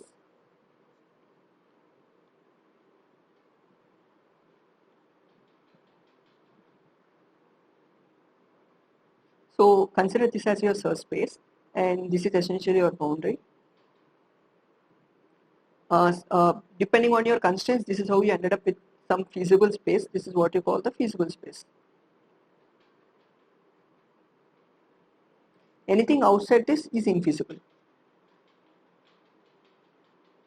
So the idea behind penalty function is this: when you are having solutions outside the feasible region, like say suppose you have a solution here, what you essentially do is you penalize them. That is, you kind of increase the value of the function when it is in the infeasible region. So you have something like an objective function, then what you do, in addition to the objective function, you add some penalty term. The simple idea behind this is, when the intuition behind this is, when you add a penalty term and when you employ an algorithm which kind of tries to minimize this total, this objective plus penalty, which we call the fitness. When you try to minimize the fitness, it kind of minimizes both the f of x and penalty. And by minimizing the penalty, you're essentially, if your penalty is getting minimized, that is kind of translating to saying you are moving from infeasible region towards the feasible region. That is, when you are inside the feasible space, you do not have, your penalty will be less compared to the infeasible one. So this is the idea behind the penalty functions. Based on the way you approach this, there are two different kinds. It can either be interior or an exterior kind. Interior kind is where you, say suppose we have some point here, this particular point, which is very close to the boundary. Even these points are penalized. Say you can have some points over here, interior as well. You can have a point, one on in the infeasible region, one in the feasible region. Both these points will be penalized. Like interior points do not care about whether the point is inside or outside the solution. Like now, if you have the exterior kind of penalty methods, there you kind of penalize only the value, only the solutions which are lying outside the feasible space. We will see in detail how exactly this influences the way our convergence path and convergence path. So let's so mathematically you have some function penalty p of x comma r. This r is your penalty parameter. You define it in a way where this is your objective function times your this capital omega is your penalty function. Penalty function is the kind of has something called penalty parameter, and then you have your inequality and equality constraints. So your penalty function considers a combination of all the constraint variables, and then you have an objective function. When you sum up these two values, you come up with something called P, and this is your fitness. When you try to minimize the fitness, when you want to minimize this has to be minimized, and this also has to be minimized. So eventually, when you are within, eventually this kind of approach will drive you from infeasible region towards the feasible region. Now we will look at various techniques that are being employed, various kinds of penalty functions that could be employed. The first one is a parabolic. Parabolic is essentially you are having some penalty parameter times h of x whole square, where h is your equality constraint. So you know, like this particular approach is only can be used only for equality constraints. Like essentially, you can understand it from this particular case. So say suppose you have an inequality constraint.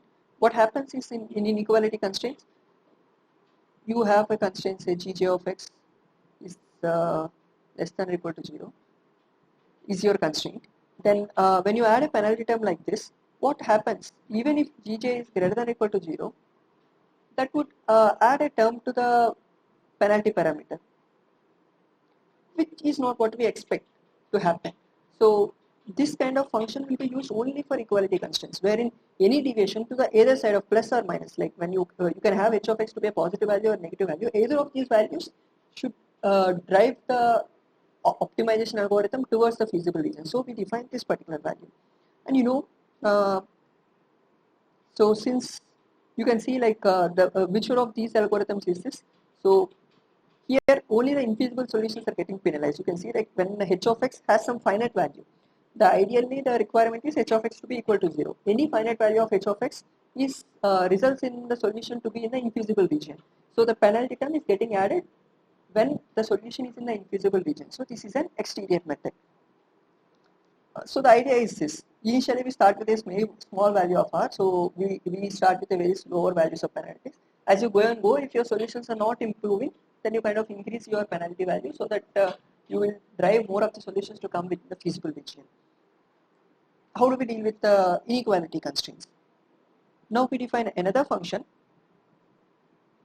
something like this. This is the angular brackets we are denoting over here. So this function is simple.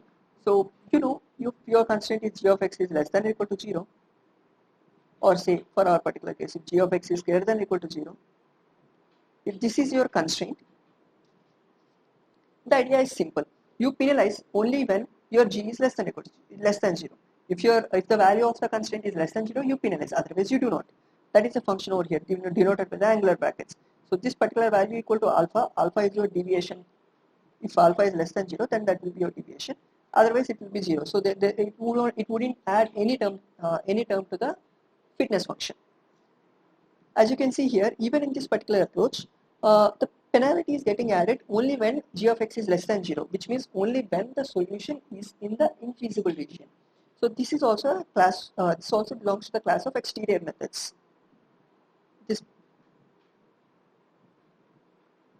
Now we will see there are several kinds. These are only the penalty functions, the classes of penalty functions that we apply for equality and inequality constraints. As you can see, like why do we have to stick to only value of 2 over here? You can kind of have 4 or any other number for that matter. We further perform different types of penalties. The first one is a debt penalty. This is a kind of a penalty where you essentially do not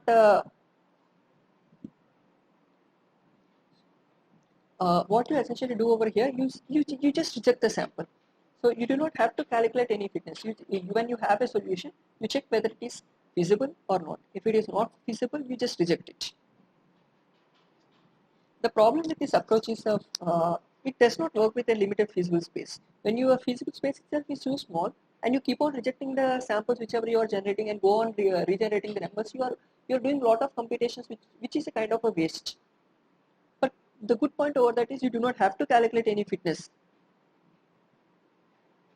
And you're also losing on the fact that your infeasibles can be closer to the optimal solutions. So it can so happen like this in this particular scenario. You can have a point very close to the boundary, but it is infeasible. And it can so happen that your optimal is just at the boundary. Just by rejecting these points, you are kind of missed your chance of reaching your optima.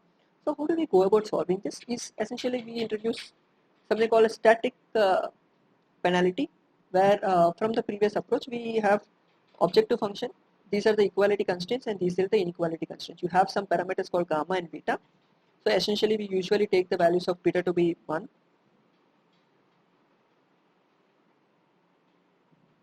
Yeah, beta to be 1 and gamma to be 2. You can see why we have taken this. Like if your gamma has to be definitely an even multiple. Otherwise, as you can see, like usually Rk and Rj will be positive values.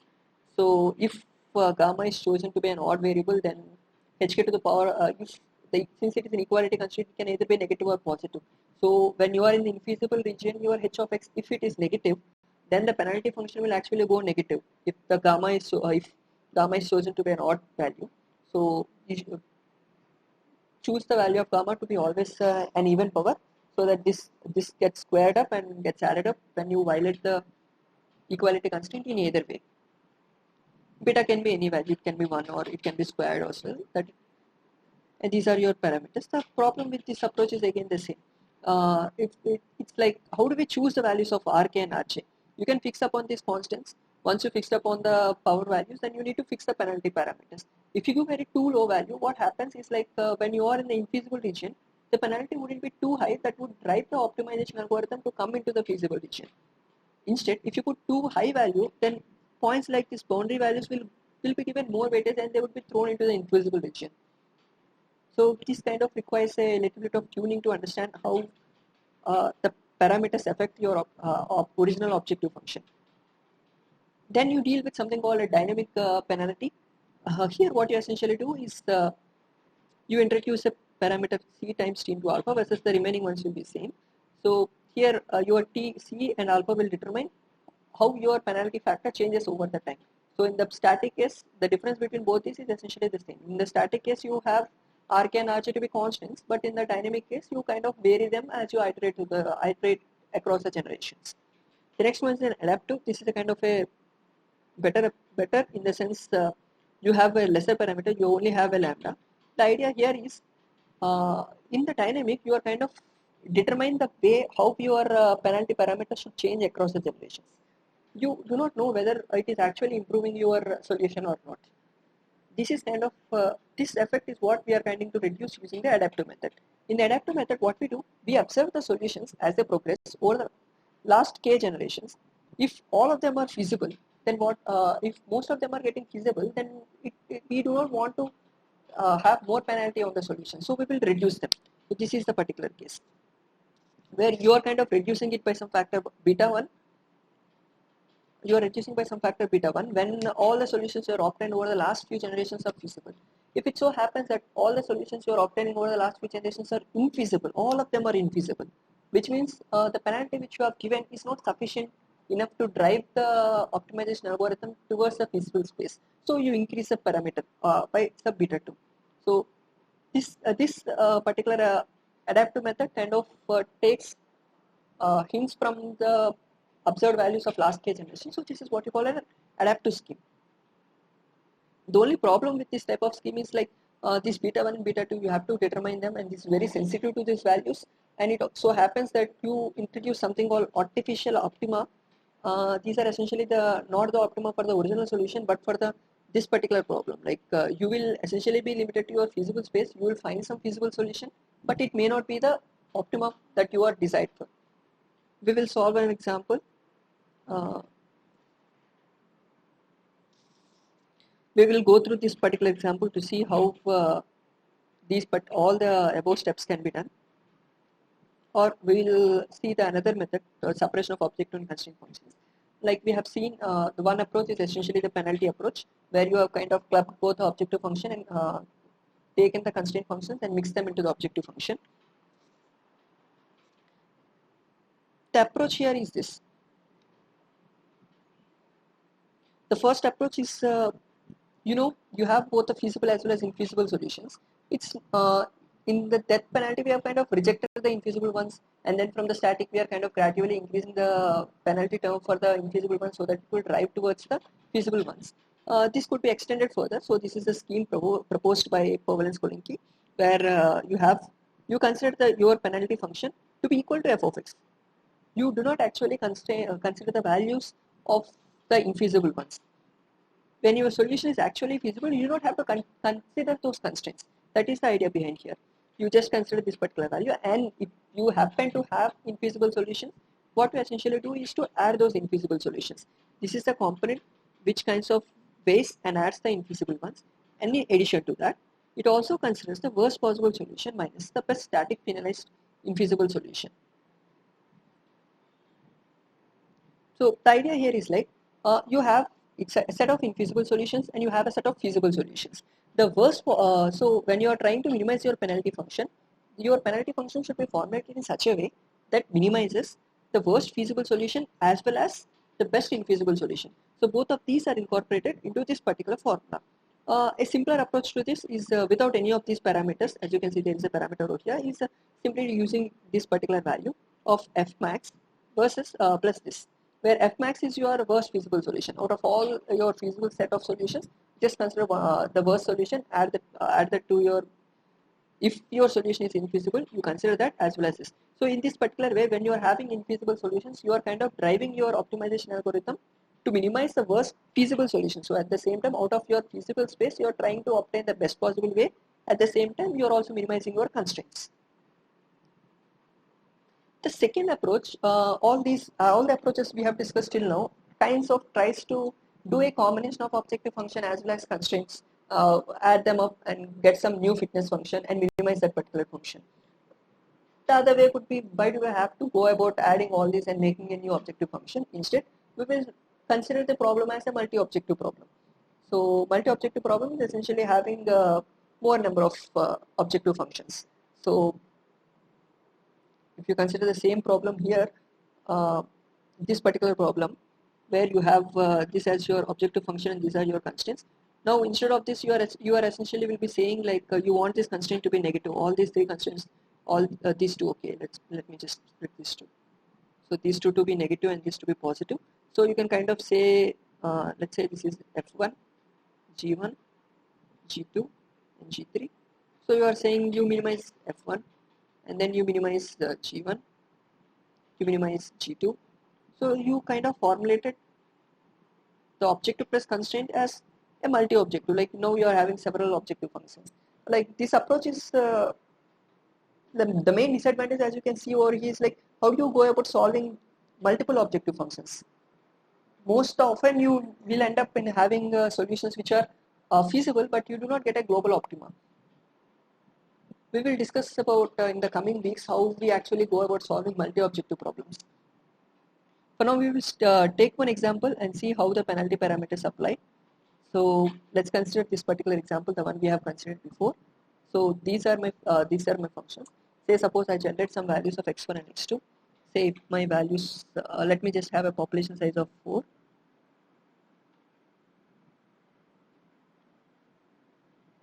And then I generate some values of x1 and x2.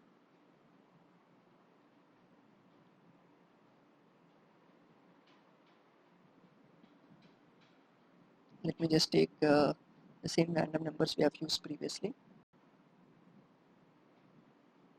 to get the values of x1 and x2.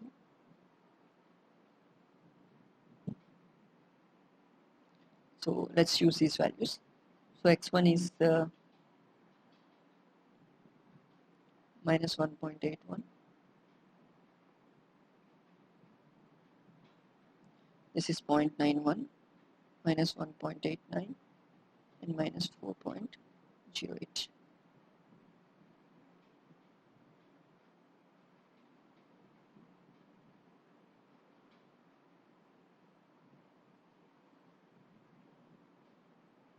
And then we got some other new numbers. Let's consider them as x2, minus 0.23, minus 3.72, 4.22, and minus 0.96.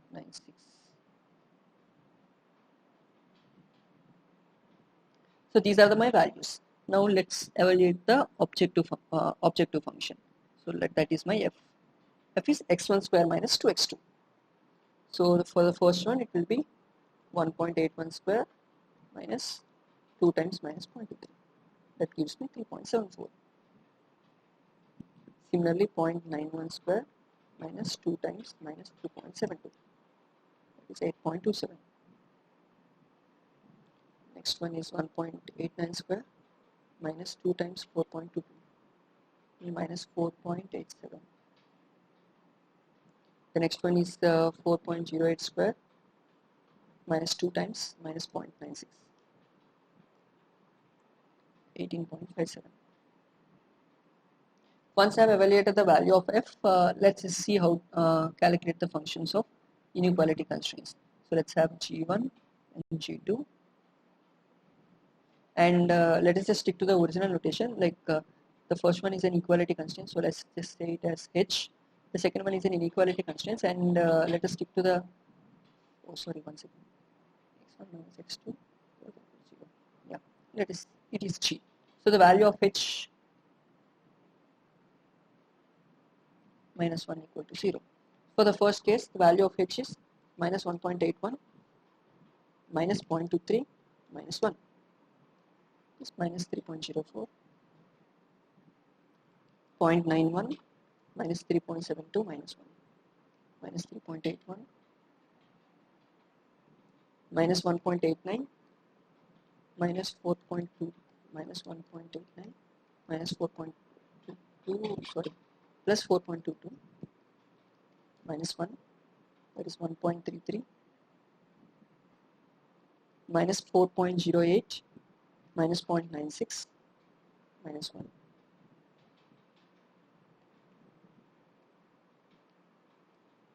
That gives me a value of minus 6.04. You can see like none of these have satisfied the constraint. Now let us take the other constraint, G value, that is x1 minus x2. So minus 1.81 plus 0.23 minus 1.58, 0.91 minus of minus 3.72, 4.63 minus 1.89 minus 4.22 minus 6.11, and then you have finally minus 4.08 plus 0.96. That gives me a value of minus 3.12. So these are my inequality constraints. You can see like only this particular value has satisfied the inequality constraint, while none of the values have satisfied the equality constraint. So you can see like all these values, since all of them are like, since none of them has the h of x equal to 0, all of them are infeasible solutions. So these are infeasible. So now we will go one by one. So if you have to start with the death penalty,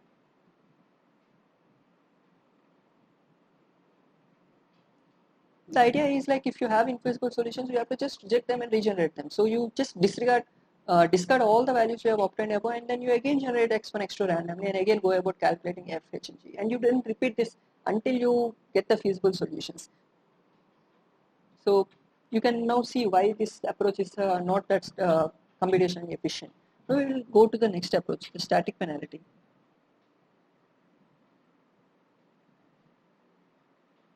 For this is essentially you need to know the values of the penalty parameters. So let's say for the inequality constraints, we are saying a parameter of 2, and for the equality constraints, we are fixing a value of say 2, and the beta and gamma we have decided previously, like beta is for the inequality constraints, let's say it is of 1, and gamma is for the equality constraint, which we are saying should be an even number. So let us say it is a value of 2. So for this case, when you want to calculate the penalty function, static penalty, it will be the objective function plus Rj, inequality constraint, times the bracket function of Gj of x plus Rk is your equality constraint times Hk of x whole square. Gamma is a value of 2. So this is how to do. So for the first case, when you have Gj to be negative, like we have our possibility is the Gj should be positive. So this is an infeasible solution. So the bracket function should give you a value. So let's just say beta also to be 2. For this particular case, we'll consider beta to be 2. So for the static, let's just write static over here. Your function value is 3.74. So you're having 3.74 plus your Rj times Gj will be essentially the function value, which is 1.58 square, plus your Rk is essentially again 2. Hk is a value of minus 3.04 whole square. So when you evaluate this, 3.74 square, 3.74 plus 2 times 1.5x square plus 2 times 2.04 square, may a value of 27.216. Now when you happen to do it for the second case, your function value is 8.27. Your inequality constraint 4.63 is actually satisfying the constraint. which means, see, if you can see here, this is actually satisfying the constraint. So what you have to do is put a value of 0, that is your bracket function, and your equality constraint has a value of minus 3.81, which comes up right away here. This gives me 8.27 plus 2 times 3.8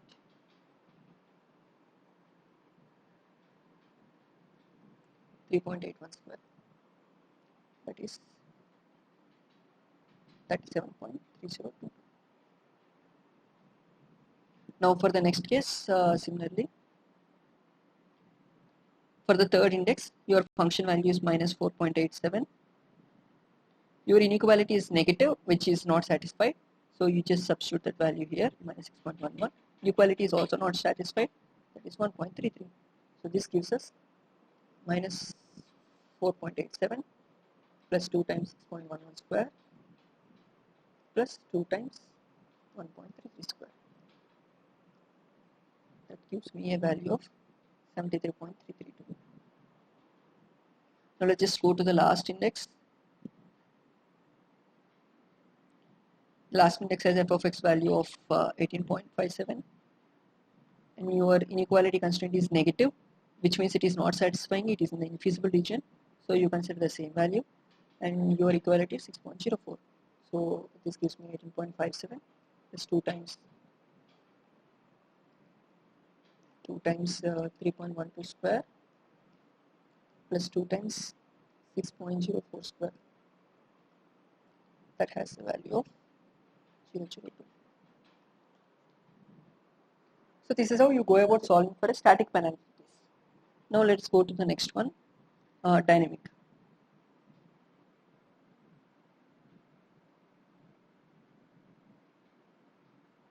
Or we will stick to the depth approach. That will give us some insights.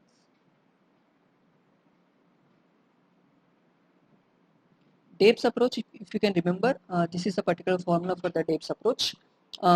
It doesn't have any penalty parameters as such. So the first thing you see is you do not have any feasible solutions over here. So you end up with this particular value, f max. F max is essentially your worst feasible one. So out of all your feasible solutions, so let us stick to Deb's approach. I just copy the formula over here to see how it applies.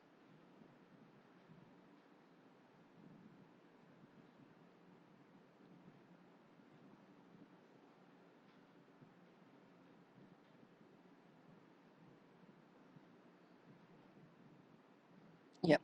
Now if you can see here, let me just take over this as well. We'll apply that to this particular method.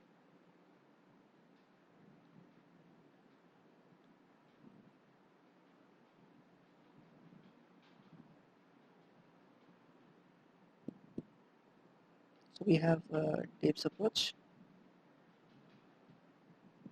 Since all of them are infeasible, we need to start with the worst possible solution. So the worst possible, like the f max, is the worst possible one. Object of the worst feasible solution. Since we do not have any feasible solution, we are sticking to the infeasible one itself. Like so, we will consider this to be 18.57. Now, see, in the static approach, what we have done is essentially we have always added that particular object to function. Like this function is added to the weights from this function. But here, what we are doing, when you are having an infeasible one, we are adding to the worst possible solution, so that you are giving more weightage, and this kind of more weightage is kind of driving your optimization algorithm towards having better solutions. So now when you have 18.57, so now your penalty function will be 18.57 plus your inequality constraint, which is minus 1.58, since it doesn't satisfy, and you have an equality constraint which is 3.04. Since it is an infeasible one, we just applied that particular way. So this comes down to a value of 18.57 plus 1.58 plus 3.04. 18.57 plus 1.58 plus 3.04. So this is the value of 23.09. Similarly, you do for all other steps, all other indices, all other individuals in the population. Then you arrive at a value of penalties, which will be used in the optimization algorithm, instead of the previous case where we have used objective function, we will be using the penalty function instead of the objective function. Now we will end the session today with this approach. Thank you for joining.